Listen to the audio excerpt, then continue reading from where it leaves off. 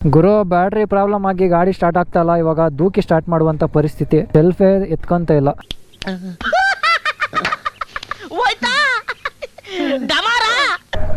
ಈ light off ಮಾಡಿ. ನನ್ನ ಕೈಲಿ ಆಯ್ತಾ ಇಲ್ಲ. ಅಯ್ಯೋ ಅಣ್ಣ, ದೂಕ್ಬೇಕಲ್ಲ.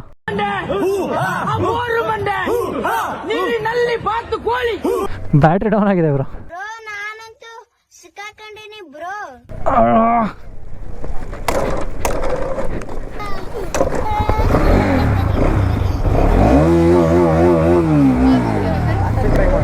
ಶೀತ ಅಲ್ಲ, ಕೋಲ್ಡ್.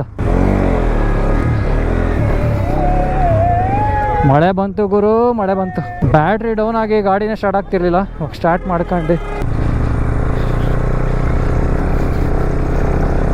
ಮಳೆ ಬಂತು ಗುರು, ಮಳೆ ಬಂತು. ಫೈನಲಿ ಮಳೆ ಬಂತು.